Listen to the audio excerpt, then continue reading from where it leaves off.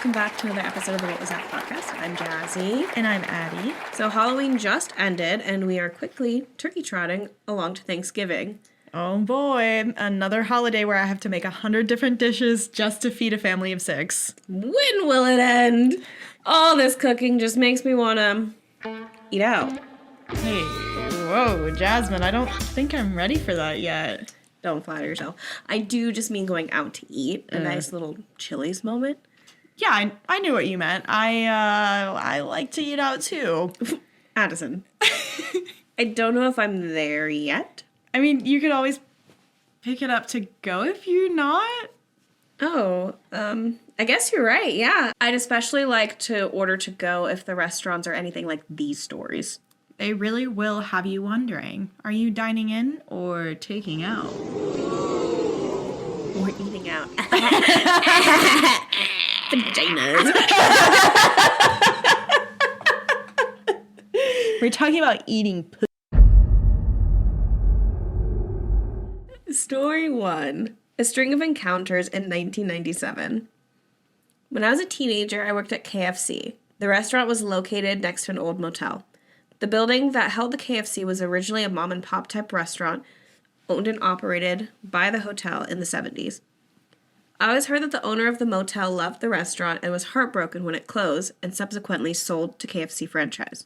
It came as a shock one day to the first shift employees when they discovered the motel owner hanging from a billboard visible in the back of the KFC. I did not think that's where that sentence was going. Nope, I didn't. I read either. that. And what's crazy too much joy. I read this story too before I put it in here, and I just forgot. Yeah. I was like, it came as a shock. Oh my god. We were all shocked. A couple weeks later, strange things started happening in KFC. It started with the warmer doors opening and closing on their own. At night, there were only 2 employees still in the building. 1, the manager who's doing books in the back office, and 2, the employee finishing up the dishes and doing trash. No one is near the warmers, but the telltale clunk, thunk, thunk, clunk. I feel like Dr. Seuss. Of the warmer doors opening and closing could be heard many times throughout the night. At different times, different people would investigate and no one would be there. Then the biscuit trays started falling off the top of the warmers. At first, they would just fall near the warmers, but later they would be slung across the kitchen. This happened every night and was even directly witnessed by a few people. One particularly busy night after close, all the employees were sitting in the dining room taking a breather before we started to clean up. There was a promotional cup display hanging from the ceiling of the dining room. Right in front of all of us was an unseen force seeming to slap it, knocking all of the cups out of the display where they landed out of sight behind a half wall. Then a couple of us went to clean up the mess. We saw all the cups were sitting on the floor as if they were carefully placed there. This caused one employee to shout, "Fuck you, ghost!" and he began to run back towards the kitchen when a penny hit him in the back of the head at a high velocity, coming from a direction where there was no one. It was witnessed by all working that night. The final experience, I had to finish the dishes and was gathering all the large garbage cans next to the door to take them out. Sure, yeah. The back door was right next to the sink. Just as I was about to start out the door with the first can, the sink hose started relentlessly spraying me in the face. After it stopped, I regained my composure and I finished the trash and quit shortly after. The building was torn down in the early 2000s. Just thought I would share. Could you imagine just a hose just like attacking you and then you're like, well, I still got to take the trash out. Yeah, I guess I'm going to be wet and cold. And it's like whenever, did you work in the food and beverage industry at all? I did not. I did retail. Everybody's one or the other. Yes. There were so many times where I was carrying the trash can out or the trash bag, and I would go to fling it into the dumpster, and it would bust, and all sorts of liquid and gunk and whatever the fuck would dump all over my body. I would cry. Yeah, so maybe they were trying to prevent that. Maybe the hose was like a preemptive spray, a preemptive rinse off. I don't know if it would do anything helpful, but maybe that's what the ghost was trying to do. I just imagine the ghost being like, "You stink." Shit. To you. If it was the motel owner who unalived themselves, why go to the KFC and torment the employees? You know, I don't, because they sold it to KFC. Oh, so, okay, so yeah. But they were still sad about it. Yeah, so the motel owner was like, hey, fuck you for taking my motel and my livelihood away. My wife left me, my kids hate me. Yeah. I have nothing else to live for, so you know what I'm going to do? And this was malicious intent. They went into this was, what is it called when, premeditated. This was a premeditated sewer slide. He did it knowing he was gonna. He looked up all the information. He said, "Okay, if I have some unfinished business, I'll come back." My unfinished business is completely bugging the shit out of the employees of this KFC until they demolish the building. Yeah, he like completes his act, goes up to the pearly gates, and is like, "Actually, one moment, please. I have one more thing I need to cross off my list, and that is haunting this KFC." Yeah. So once they demolish that building, you can let me back in. I'm ready. I'm ready to go. But until then, I will not stand it. The penny in the back of the head. That's really funny. That would be my last straw working at a fucking fast food place. The fact that it was a penny. Yeah. It just makes it so funny to me. High velocity. High velocity. I just imagine, did you ever do that thing in like middle school where you're like, yeah, you like try to flick it as fast as you can. Yeah. That's what I imagine. I imagine how I didn't do this. I was just in the car with people who did do this when I was in high school. But when you had sunroofs and somebody was like riding your ass or something and you would flick a penny up in the air and it would like catch in the wind and straight back into their car. Yeah. That's what I imagine. I mean, yeah. That's funny. I have a KFC story that's not my story. But I always think of it when I think of KFC. Someone that I know who will be unnamed, it's not Bettina. We're not bringing up Bettina just yet. One of their first jobs was at KFC, and they also lost their virginity in the dining room of said KFC. How do you do that? On the table. Yeah, but the dining room is like completely people definitely saw. Oh my god. There's no way people did not see. That's wild. Yeah. And they didn't get in trouble? Nope. I didn't know this until years later. I was like, that's so interesting. I don't think I couldn't do that. No, I couldn't. Even as a teenager. The windows? Yeah. Even as a teenager when I was fearless, I couldn't. I think the closest thing I could do is a car and it like at night parked behind a building. Yeah, I allegedly turn it off if you're related to me. Like the idea. I don't like the actual possibility of ever being. I can understand that because I also turn it off. Turn it off. It's a good idea. And a KFC is wild. Yeah, well, it's a good idea. What are we talking about? Yeah. The most public place I'd ever done it, and I probably will cut this out too, is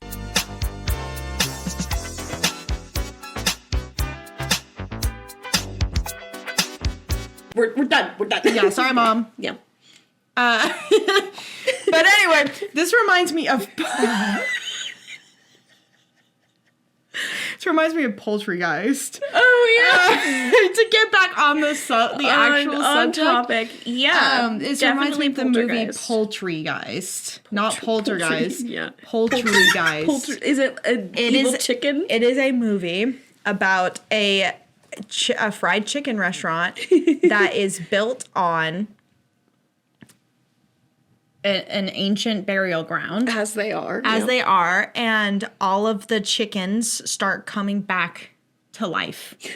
That is what it is. I will show you here you go. There is a picture for your reference. That looks like a really good movie. It is not. It's not. It's on the same level as Toxic Avenger, I would say. It's really, really, really, really, really, really, really, really dumb. That's what it made me think of, even though it's not the same in any way, shape, or form. Still made Haunted Haunted chicken restaurant, same thing, Yep, except for shack. these people didn't turn into chicken zombies. Yeah. Or chicken jockeys. You know, if they kept it open, they probably would have. So for the best that it got demolished. Yeah, exactly. But still super scary job to have if you're, you know... I would quit a lot sooner, I think. Yeah. I don't know. I'm a weenie. I am too. Like... I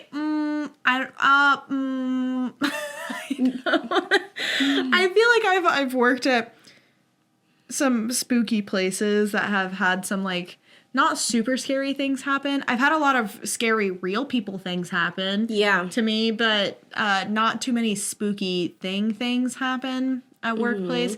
But I have had a few. Yeah. I think if all the spooky things were happening to other people, sure.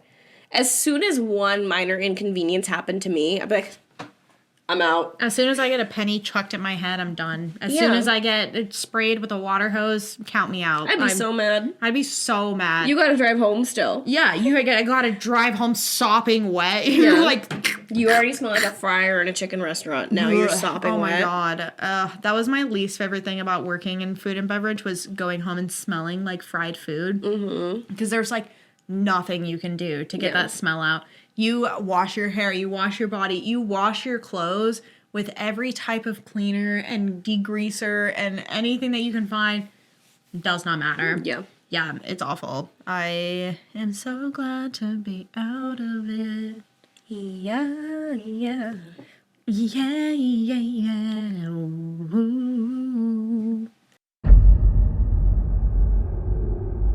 Story 2. Recollection of my experiences in my parents' hotel restaurant. In my childhood, I lived in a home under a hotel restaurant in France. All my family is really conventional and don't do or say things which aren't good for their image. However, they always believed in supernatural things. One day, my big sister, who was approximately 7 years old, was awake at night because she needed to pee. She took a toy, who had a little light on it when you pushed it. She goes to my parents' room, but just in the corridor leading to the room, she saw a man, a miller or baker. She was frightened and the light stopped. When she pushed the button for the light, the man was not here anymore. Another night, we all heard the piano from the restaurant room playing by itself. My parents had some surveillance camera and they saw nothing. My dad tried to go there and it was empty. That was really scary because very often we were awakened by the sound of tables and chairs being dragged on the floor. Again, they didn't notice anything on camera. My dad took our dog on a leash, and when they approached the door of our home, the dog started to growl and had his hair standing up. Our dog was very calm, and I've never heard him growl before nor after that moment. When they were in the restaurant, the dog was calm and the room was empty. While we lived in this home, we heard lots of things, but never talked about this to anyone because my parents didn't want to. A year after we moved on, my aunt moved into our old house with her family and said that they had the same experiences as us. My parents tried to calm them, saying that nothing bad had ever happened to us. Above the restaurant was a hotel. The hotel is, for me, the worst part of everything in that place. One of the rooms was totally normal in appearance. Sometimes when you're in there, you can hear a baby cry. No, this is not on the streets or the neighbors because a lot of customers said to us that they had woken up by a baby. For history context, when my parents had bought the hotel, the previous owner told them that this room had been historic because a baby died in there while his family was at the restaurant for the communion of the baby. Sinister, I know. When we want to go to the luxury rooms, we need to walk in a corridor. This hallway was really oppressing. Literally everyone walked rapidly in the corridor. They were uncomfortable and preferred to have a normal room due to this corridor. They had no problem with the electricity or water in this part of the hotel. When I was young, I knew there was a thing in this corridor. The floor was creaking when nobody moved, like when someone walked on the floor because it was a rhythm and it was in my direction. Finally, there was the attic. The light was weird to me and it used to scare me a lot when I was young. Every time I needed to go to the attic when I tried to turn on the light, I heard the crack of the light and the light bulb just wouldn't respond. I thought that my parents were annoying and they needed to change the light bulb. But one day, I was really frightened like always, and the light bulb didn't respond, so I started to search what I was coming for. My sister joined me in the attic and looked at me really surprised before asking, "Why'd you not turn the light on?" Before I had time to respond, she pressed the button and the light was on. I was so scared that I quit the attic. When I was at the bottom of the attic stairs, I explained to my sister. She said to me that she had a bad sensation in the attic, but we needed to be brave and face our fear. When we came to the top of the stairs, we felt a big breeze in our face that was really cold and terrifying. The windows were closed. We looked at each other. I ran into the attic, grabbed the thing that I came for, and then never returned. The end. How nice would it be to live in an inn and a restaurant in France? I'm like, you know what?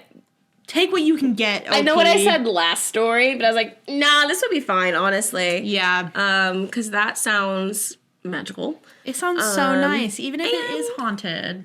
Like, I would just gaslight myself and be like, electrical issue. Yeah. Like, old historic area, electrical issue. Wild to say that sentence of like, oh yeah, this room is historic because a baby died in it. Yeah, right? I can't stop laying like this because my back hurts so bad. But I'm just gonna, sorry, watchers and listeners, I'm dying of pain. So I'm gonna be sitting like this a lot. But yeah, that's such a weird thing to say to somebody buying your building. Mm-hmm. Hey, just so you know, a baby died in here because these parents were neglectful. Yeah, we have to disclose a baby, an infant. Yeah. You couldn't say like a person died in there. Yeah, and you have to give a reason too. Why? Yeah, what happened? Just say, hey, a person passed away in this room, not a baby. Just so you know, a baby died on the day of its communion. Wild. No. Also, communion happens later. So is it baptism that they were going for? Because I'm pretty sure communion is not till like first grade. I have no clue. I'm not Catholic, so I don't know anything. Yep. Yeah. Because I did between the ages of 7 and 13. I did my communion when I was 7 or 8. Yeah. I think I was 8. Yeah. Maybe it's different across the pond. Perhaps. Perhaps. Oh no, my accent slipped out again. You guys caught me. I'm British. I'm British. Sorry. I'm on one today, I'm sorry. I'm Cockney. I'm British. You gotta really shush those E's. Really, feed into the... I always get those, like, TikToks that are... It's, like, total rage bait. It's like, what do you think of Americans? And they're like, they're so dumb. And I'm like, you gonna ask them a question, though? They're dumb. I bet they're dumb, too. I will say, when I do watch those, I'm like, yeah. Because it's unfortunately... Like, to be fair, that was a dumb thing to say. Yeah, it's unfortunate that... I mean, you have to look at who we have in office, and usually that happens because a majority of the population voted for them. Is dumb. So if you're going to say, you know, like a majority of something, which most people do when you ask about a huge thing, you tend to take the masses and stereotype that, you know. I was gonna say, not all Americans... And see, that's what the thing is, like, people are like, not all men suck. And I'm like, I'm a lot of them do. Yes, most of them do. Yeah. Sorry, I'm going to group you fair, in. Like, I've met them. Also, as an American, I've met other Americans. That's fair. Yeah. It's super fair. Yeah. This does make me think of, to go back to the story. Oh, yeah. This makes me think of Hell House LLC. Yeah. Because it's an inn and a restaurant and things happen. Like, the piano made me think of it a lot because I think of that little ditty, the doom, doom, doom, doom, doom, doom, doom, doom, doom, doom, doom, doom, doom, doom, doom, doom. That'd be so ominous. You're just, like, trying to cozy up for bed and you hear no one playing the piano downstairs. Yeah, I couldn't do it. I would not investigate. I'd be like, okay. We should talk to the listeners about what George has been doing lately. We should. Yeah. You're gonna love this. If you guys want to flashback an episode or two ago when we were talking about how George's actions have not been substantial anymore and he's kind of dropped off the face of the earth. Well, he heard that. He listened. He said, "Hey, I'm here." And he just has started taking things and putting them random places. So the first example that we have is my dog's food bowl cup that we use to put food into his bowl. It went missing for a hot minute. It's been gone, nowhere to be found. We've looked everywhere. Quentin found it this morning over there. Context, this is a basement. He found it in the basement. In the basement? Yeah, in that little storage area on top of some of the like appliances that we have over there. Just sitting on top. That's weird. And he was like, well, I could have left it down here when I was getting his food. And I'm like, oh, you could have. You could have. Did you, though? Yeah, because you've been down here quite a few times. Yeah. So there was that. The second instant, Jasmine and I were in the kitchen, and I dropped a pepper shaker, and the cap fell, and we watched it slide across the floor in a certain direction, and then she went to look for it, and it was gone. Can't find it. Can't find it. Still gone. There's only so many places it could have gone. It's literally a kitchen. It's a kitchen. Yeah. Where else is it going to go? It's gone. Yeah. So still hasn't come back. Third thing that happened was I moved my iPad with my little Apple Pencil. I was picking it up and I put it on my little vanity that I have. Apple Pencil falls off. I pick it up with my little monkey toes and put it back on. This is important. I remember picking it up and putting it back on my iPad. Then I picked my iPad back up after I finished dusting my nightstand and put it back on my nightstand. I went to do therapy an hour later, which I do on my iPad, and I picked my iPad up, Apple Pencil, nowhere to be found. Nowhere. I look everywhere. I literally am moving the nightstand. I'm looking under the bed. I'm looking underneath my vanity. I'm looking everywhere. Nowhere. I talked to my therapist about it. I said, I feel crazy. She said, that's crazy. Yeah. It actually is crazy. And then afterwards, I go and get Quentin. I tell him, hey, George took my Apple Pencil. No clue where it's at. Yeah. So I'm like, I'm about to have a meltdown. This is crazy. I feel like I'm crazy. This is actually a big thing that's gone missing. This is the third thing now. And we start pulling pillows off the bed. There it is. Weird. There it is. Tucked in between two pillows. Why? Who knows? Yeah. Because if it like happened to be like dropped over there, it wouldn't have been tucked in between pillows. No. And it's like, how would it have dropped in between those pillows? That doesn't make sense. So, yeah.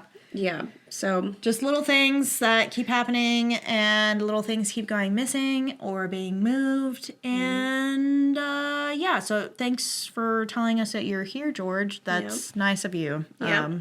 I classic Ticklefoot. Please keep it at Ticklefoot. Yes. Yeah, we're not trying to get too Badger in the rafters. Let's not try to get married as a prank.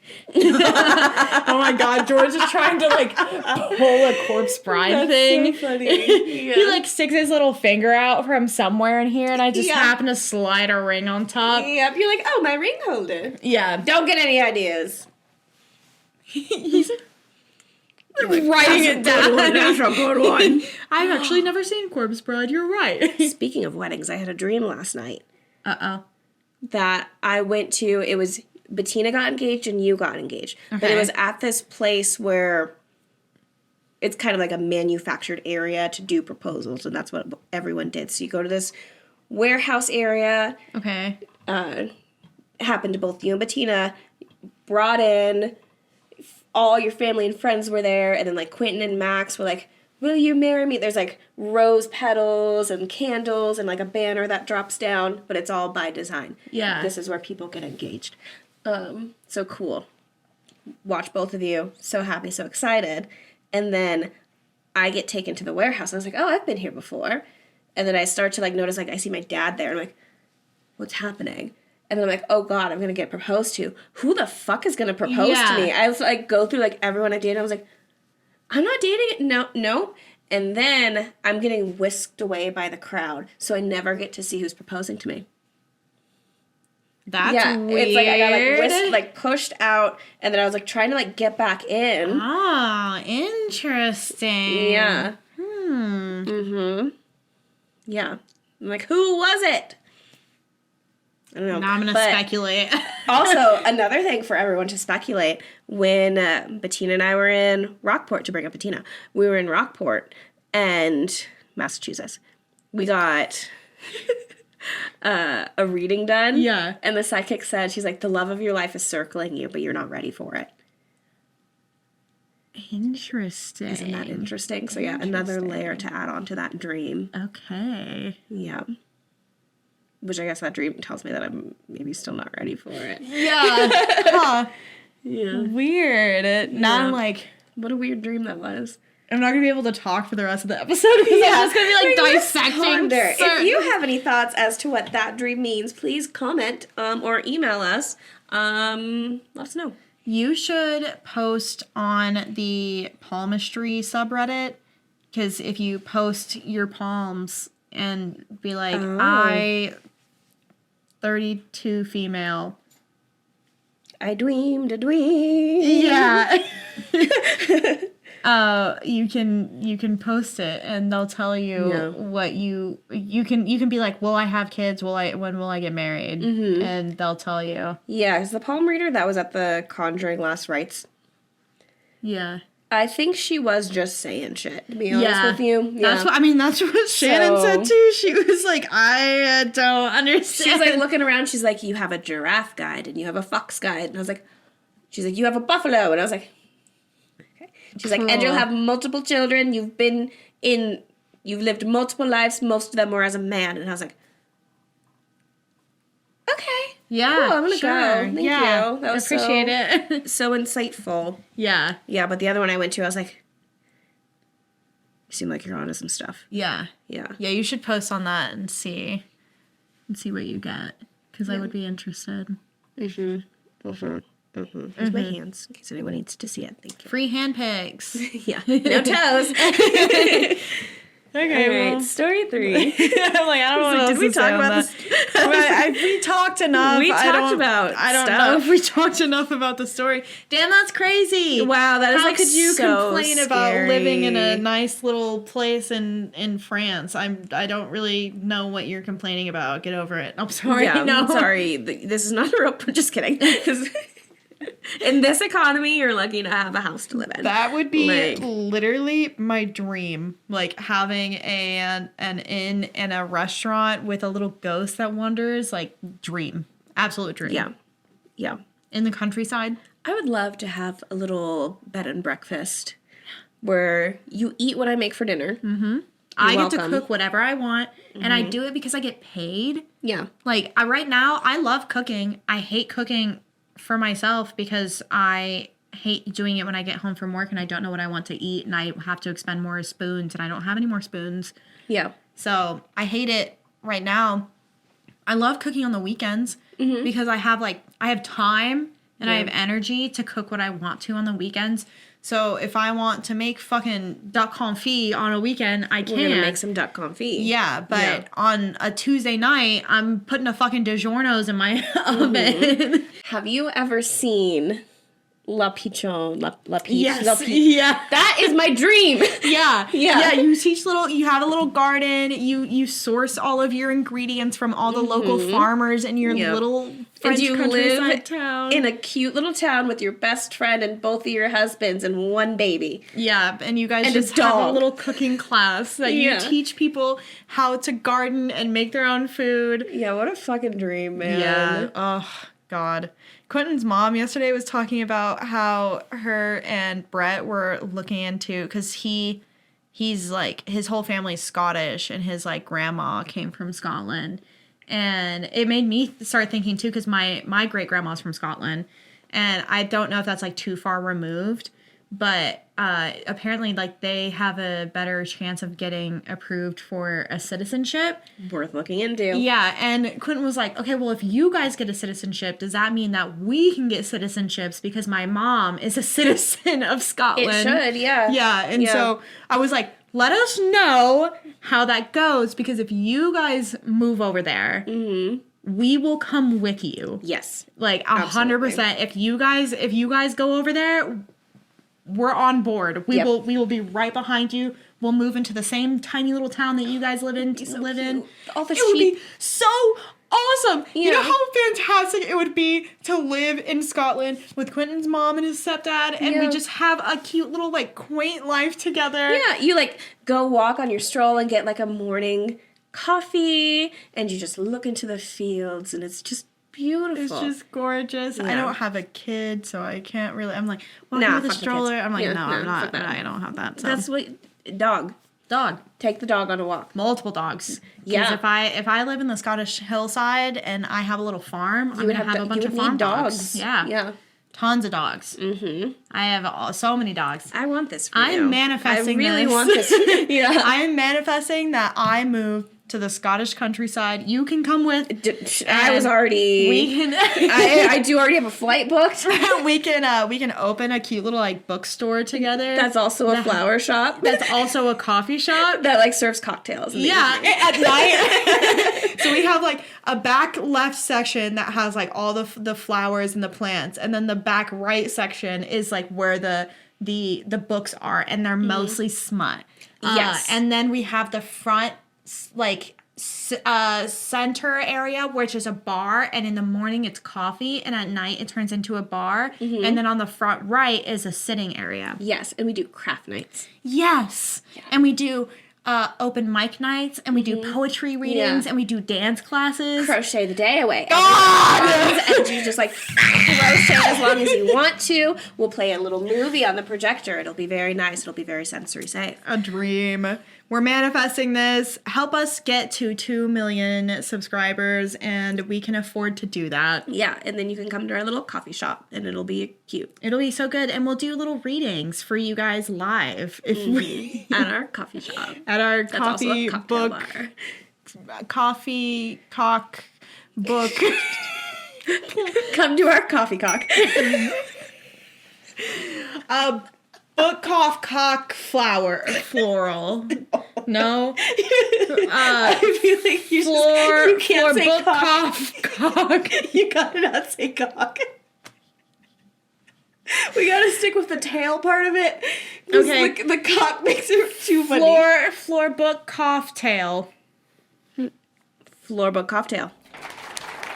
What are you TM. TM. You can't take it. We own the rights to the floor book cocktail. Floor book cocktail. Yeah, because I know you were thinking about stealing that from us. So. And you can't because we trademarked it. TM. Suck it. That's how TM works. Story 3. Story 3. Working at a haunted restaurant. So this happened about 6 years ago when I was 20 years old and I was working my first job at a restaurant. I was a dishwasher / bus boy. Bus boy. A dishwasher / bus boy. I'm from the 1920s. Hey, see? I was a dishwasher bus boy. It was Saturday night and the restaurant had closed up. On the weekends, me and another coworker would stay after to clean up the restrooms, kitchen, dining area, etc. My coworker was in the kitchen cleaning up the dishes, and instead of helping him, I decided to get a head start and start cleaning the dining area. I put up all the chairs and began to sweep. While sweeping, I was just listening to my music and sweeping, moving the tables, sweeping the rugs, things I always did. However, I started to feel uneasy, as if someone was watching me. I tried to ignore the feeling and keep working, but I just felt so uneasy. There were 2 tables across from each other at the end of the hall. One table was next to a window facing the boulevard. The other was near the restrooms, which was table 28. Once I got a clear view of table 28 was when things started to get a lot more creepy. Out of the corner of my eye, I would see a figure of a man peeking at me. Ooh, I don't like peeking.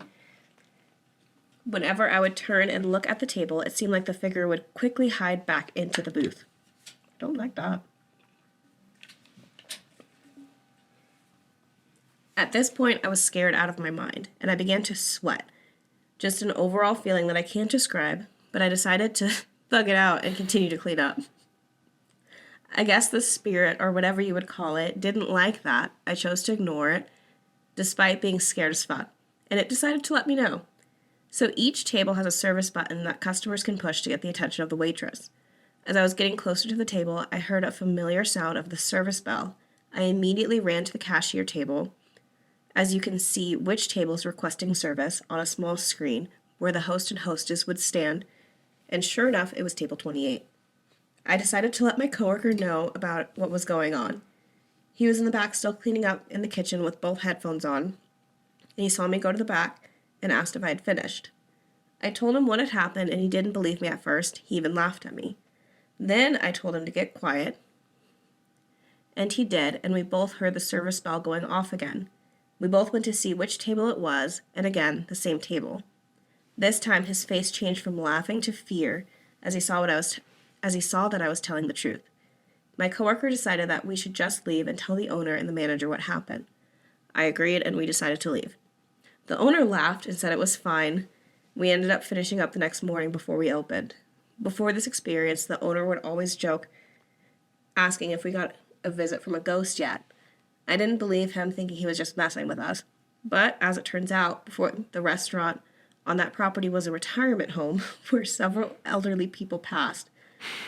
So I guess the spirits of the elderly would often pay a visit. After that, things went back to normal, but by far the scariest thing that I've ever experienced, and still get chills when I share the story. Can you imagine me, Mom, being like, watch this? And she's just like, let me get their attention. Come on, server! Server! Table 28! Waiter! Yeah, I can definitely see that happening. I feel like old people are definitely the worst at, being patient when it comes to waiting for service. They're always the ones that are like,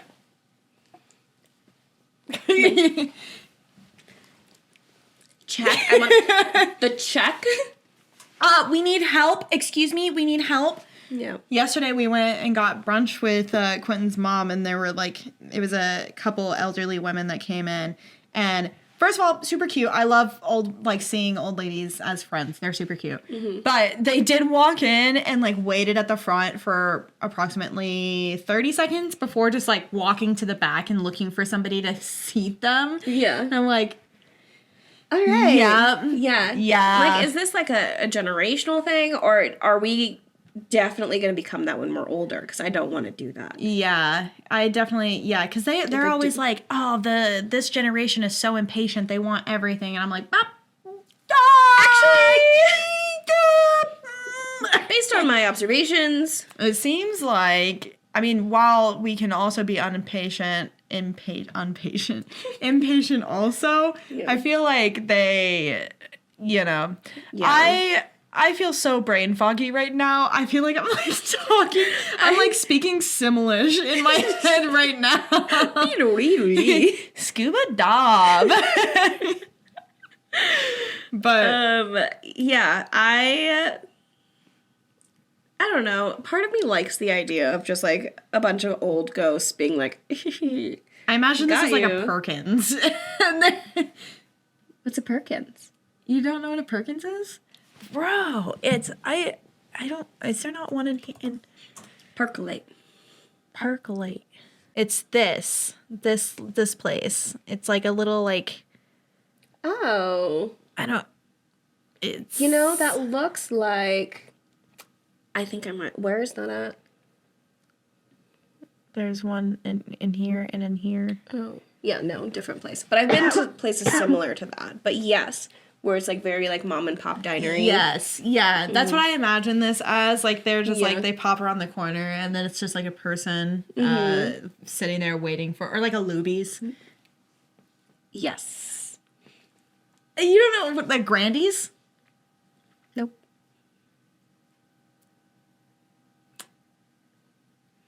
But wait, hold on, I'm gonna show you Luby's. Luby's. I don't think I've been to a Luby's. It's a buffet. It's for old people. Grandy's? No. It's another buffet for old people. Yeah. Yeah, because those dinery type breakfast spots, at least my grandpa. Golden Corral? I've been to Golden Corral. Okay, there you Yeah. Both of my grandpas actually would love a spot like that where they just go and they get their coffee, they talk to the waitresses, and they're like, here's an extra tip. Go take care of your kids. I have a good one. Whatever. My dad has started doing that recently, too. He's like, everyone's real nice. Food's pretty good. It's okay. It's whatever. I like going. And I'm like, you're becoming an old man. It's hitting. Mm-hmm. He's like, I give them an extra tip. I know her kid's having a hard time. I'm like, That's not how my dad talks. Yeah, so just the thought of, like, watching the men in my life turn into old men who love those diners, and then seeing a diner that's, like, haunted by old people is very funny. Yeah. They just like it there. I like the idea of going to a restaurant, being able to press a buzzer when I need to talk to somebody, because I hate the unknowing or not knowing when somebody's gonna, like, come up and talk to me.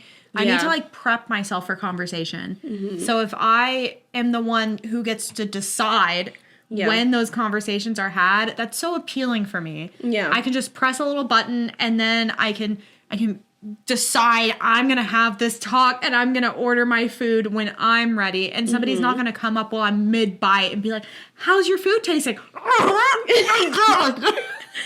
So I saw a TikTok recently, because I'm on, like, history TikTok. Yeah. Where they were talking about there's pubs in the UK. Some of them they're kind of closed off, and they have a little bell that you would hit for service, because all, like, the fancy lords and ladies, they would want to cut loose, but they didn't want anyone to see. But you would also need more drinks and food brought in, so they had a little service bell, like, ring, ring, ring. Yeah. So I wonder if they worked at a place like that. Ooh, or there's, like, pub. the places in Japan, the ramen and sushi places where you go in and you sit in a private booth and you write down your order and you slide it over to something. That sounds kind of cool. Yeah, that's my dream, an introvert's dream. I'm like, I don't want to talk to you. I don't want to, like, face anyone right now. I just want to go in. I want to get my food and I want to leave. Yeah.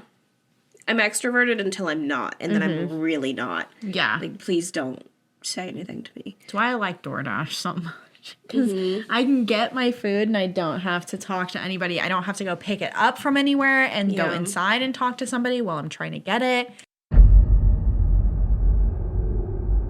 Story 4. Haunted restaurant experience. This experience is long and the most terrifying experience I've ever had in my entire life with the paranormal. This one happened approximately 17 years ago in a small town in Iowa/Illinois, that area. My then boyfriend and I decided to go on a quick weekend getaway there since it was driving distance from us. He booked the hotel and the events for the trip, and I was just excited to go somewhere new. The hotel was quaint and up on a large hill on the outskirts of town. My boyfriend had told me to bring a nice outfit because we were going out for a nice dinner. At the time, I was under the opinion that my boyfriend was going to propose to me on this trip, so when I heard a nice dinner, I was over the moon, getting ready, thinking this was it. Distracted by that thought, I got ready. We got in the car and just a few side roads around, and we were pulling up. The second we turned down the road, there was a barn on the right and a large house structure on the left. I got the most uneasy feeling in my gut the second I laid eyes on the property. I tried to refocus my attention on the potential proposal, but by the time we parked, I was getting more and more of a feeling of dread and despair. My boyfriend gets out of the car and comes around to let me out. I step out and feeling like ducking back into the car and asking to leave. It felt to me as if there were hundreds of eyes looking at me from the barn, and I was petrified. My boyfriend was looking at my facial expression and asked me what was wrong. Not wanting to ruin our evening with talks of my feelings of unease, I assured him nothing was wrong. We walked into the restaurant. It was obvious this was never set up to be a restaurant, but some type of household. They came to get us for our table, and we ascended the stairs into a main dining area. It was much louder than I expected, and it had some stone walls and little coves, and the second I hit the air up there, I was straight up panicked. I felt sick to my stomach and couldn't get to my seat fast enough to hurry through the night. I was unknowingly rude to the lady seating us by ignoring her question regarding water because I felt like someone across the room was staring at me. My boyfriend looked mad at me, and she had to ask me again because I was scanning the room. I apologized for my rude behavior, and she said, "It's okay, it happens here often," then walked away. My boyfriend was scowling at me now and asked me again what was going on. Suddenly, I felt like someone yelled my name across the room, and I snapped my head to that area. I swear I saw a man in the opposite corner with half of his face burned off just staring daggers at me. It scared the hell out of me, and I jumped back in my chair at the disturbing image, and my boyfriend jumped out of his seat, looking across the room, thinking someone had done something to startle me. He asked me again what was going on, and was getting angry with me, so I finally decided to tell him what I saw. A dead, burned man in the corner, and the entire place had a horrible, sick feeling like I'd never experienced before. He started laughing, but I didn't find it funny, and got upset, asking why he thought that was funny. He then tells me that he read this place was haunted and didn't want to tell me because he wanted to test my ability to sense this stuff, since I had told him about my ability to sense spirit/energy. I was livid with him, but the waiter came up just then. The waiter asked if we had ever been there before, and we said no. Then he tells us a history of the place. It was a poor farm back in the 1800s where people would go to work for a place to stay and food. Eventually, it turned into a mental asylum, and the very room we were in had people shackled to the walls, where he showed us the mounts and hooks where the shackles were. Oh, awesome. He then pointed to where the burned entity I saw and said the area was built again after a fire that killed many of the most criminally insane and severely mentally disabled that were there at the time. I couldn't believe what I was hearing, but it makes sense now. I didn't even notice that I had stopped caring about a proposal and just wanted to get out of there. So we ordered, waited in silence, and finished eating. I barely ate one thing on my plate, and paid. I was feeling better as we headed back down the stairs to the entrance, happy to be getting out of there. My boyfriend was ahead of me, stopped to push the doors, when I felt an icy cold breath on my neck, followed by me sliding across the tile, even though I was not currently in motion. My heels were sliding forwards on the tile. Someone was pushing me from behind, and I was being shoved towards the door in little bursts. Shocked, I looked behind me somehow, thinking there was an impatient person back there, but no one was there. One more huge shove from apparently nothing at all almost had me sprawling across the floor, so I caught myself from falling, and I screamed and pushed past my boyfriend to run to the car. As soon as I made it out the door, I hit this wall of terror that's hard to explain. It was the most terrifying moment I've ever experienced in the paranormal realm. All of my breath left my body. It was as if all the air was sucked out of my lungs or something. And I couldn't scream or move for a few terrifying moments and felt what most people describe as pure evil. Normally, I don't distinguish between good and evil because I don't believe in either. My boyfriend rounded in front of me after trying to catch up to his crazy girlfriend that had shoved past him out the door. He said I wouldn't tear my eyes from the barn, and my face was completely white with a horrified look on my face. Suddenly, whatever it was that took hold let go, and I ran, in high heels, through the parking lot and threw myself into the car. Once inside the car, I could catch my breath again and began to sob.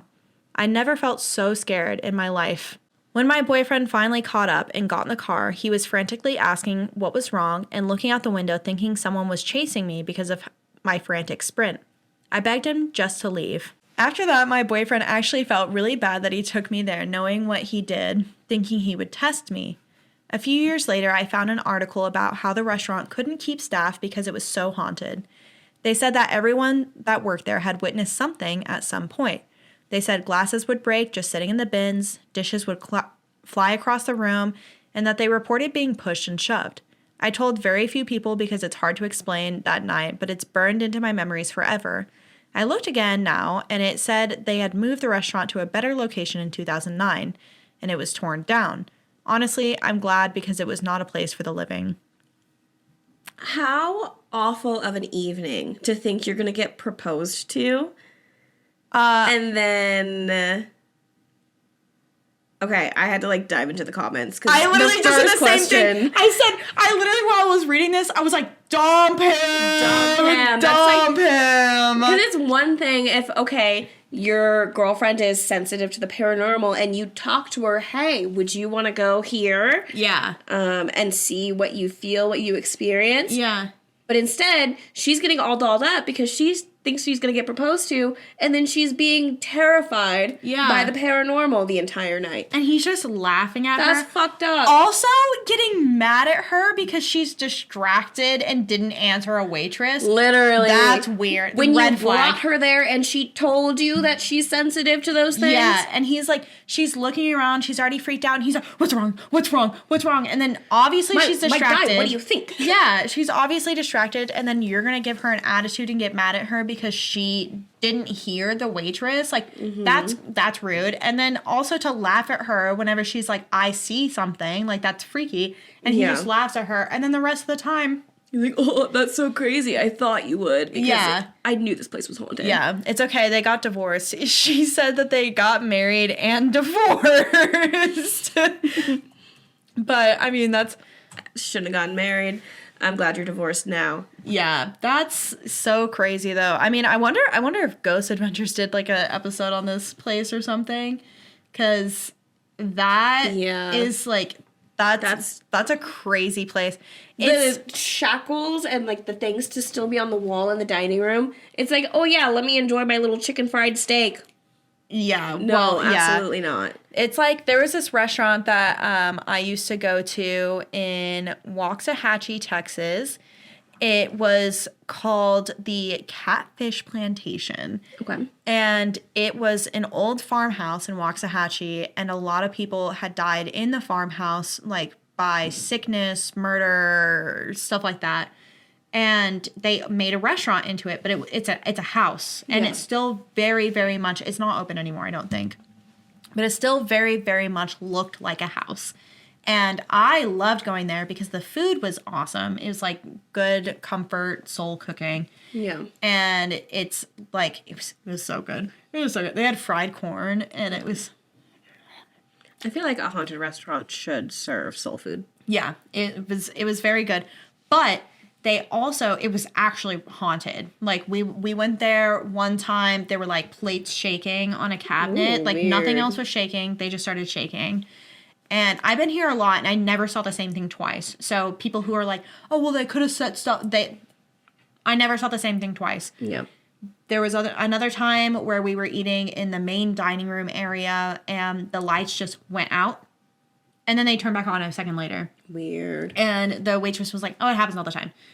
And then there was another time where I was sitting at a table, and I felt someone literally grab my leg. Like full hand grab my leg. Ooh. And one of the ghosts was said to be like a creepy like man who loves girls. Mm-hmm. And I was a like teenager at the time. Yeah. So I was like, oh, what the fuck? Like felt super, I crossed my legs like immediately. Yeah. But yeah, that place was crazy. And same thing. Every time I went, I was like, this is weird. Like there's just such a weird energy here. Yeah. The food's delicious, but the energy is like so uncomfortable. I feel like the food has to be delicious if you're going to keep operating so people will continue coming. Exactly. Because if the food is mid and your place is definitely haunted, I feel like the novelty would wear off. Yeah. But if you've got really good food. Yeah. Sarah and I went to this place in Dallas called the Haunted Castle. And for a long time, it only had like 3-star reviews on like a 1 or it was like between like 1 and 3. It was really low. And we went in and we only went in and got a drink really, really fast because we just wanted to see the inside since it's like an all year themed haunted restaurant. Cool. So we were like, cool. We didn't want to sit down and eat. We just wanted to like run and grab a drink before a party. And so we got a drink and we like walked around the restaurant and all the plates that were on tables, which there was like no one in there. Yeah. But all the plates, which who knows how long they were sitting there because literally tables full of food. All the plates had food full on them. Like people were like eating half or like a quarter of their food and then getting up and leaving, I'm guessing. Wild. So yeah, we were like, okay, well this place is not going to be open very long. Mm-hmm. Obviously the food is not good. Yeah. Yeah. So. Damn. Yeah. I found the name of the restaurant is Fried Green Tomatoes. Yeah. And it's in Belvedere, Illinois. Okay. In case anyone's curious and wants to look more into that. Is the way to be any stories? Ooh, okay. This person is asking if anyone has any stories about it. This is on Facebook. And someone answers, Fried Green Tomatoes was an insane asylum. I asked the waiter if he had any stories. He told me someone rented the second floor of the restaurant for their wedding, so him and a bunch of others had to set up the table with these super fancy handmade centerpieces. They went downstairs when the guests arrived.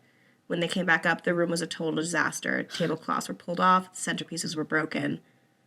some ghosts didn't want that wedding happening, clearly. Well, also, why would you get married in a place that used to be an insane asylum? That's a weird vibe, thing, right? Yeah. Yeah. I feel like, not to yuck somebody's yum, but I don't know. I just feel like that's a little tone deaf. Yeah. Yeah. Yeah, it's like there's people who are very clearly suffering here. Yeah, there were people that were probably being, like, tortured and abused in this area. Yeah. And you're like, you know what this would be great for? Let's kick off our lifelong... matrimony? Yeah. Our lifelong bond Marriage, together. whatever, yeah. Our joy and our happiness. Let's Yeah. bring it to this place where people obviously suffered. Yeah. It's a weird vibe. Yeah, that's... Yeah, weird. Yeah. Weird. But I think it would be fun to go to, not to get married at. Yeah. Just to go to and explore. Again, if we can get 100,000 followers, guys, Jasmine and I will go to some haunted place with no other person, just us and a camera. And we will do a Ouija board and do a bunch of other stuff. But we need 100,000 listeners. 100,000. Not one less. Not one more. Just kidding. Yeah. No. Yes. Wait. Hold on. Yeah, if we get one more, we're not doing it. Yeah, we're not doing it. We're done. We're done. That's actually like really scary. Yeah. So. Anyway. Yeah. When I was in Ireland, we went on a prison tour. Mm-hmm. And it was very fascinating, very historical, very interesting, very sad, very heartbreaking. Because at one point in time in that prison, it's built to house, it was like maybe 900 people. Mm-hmm. Like it built to house a couple hundred people. Yeah. And they had 3,000 in there. Mm-hmm. So I feel like that place is definitely haunted. Yeah. Mm-hmm. Definitely. And if you go in with the spirit of the British, you'd probably feel it. But yeah, listening to the stories, I was like, man, fuck the British. Yeah. Damn, that was so crazy. These stories really did make cooking at home seem like an ideal situation. Yeah, that reminds me, I actually need to cook dinner after this. If we only had a way to support our food habits by, I don't know, you guys liking, commenting, sharing, subscribing, please listen to us on Spotify, Apple, Amazon, all of that. YouTube is good too, but also share the love on the other platforms, please. And you can also find us on all the social media platforms. You can go to our Reddit page and post on our Reddit page if you would like, all at _the pod. And if you would like to email us with your own story, you can send them to us at whattwasthat.thepod@gmail.com. Well, now you do have me thinking about eating out again. Jasmine, I told you, I really don't think I'm ready for that. We could just go to Chili's. I know you like a triple dip her. Whoa! Not on air. We already have people who think that we're... Wait, what was that?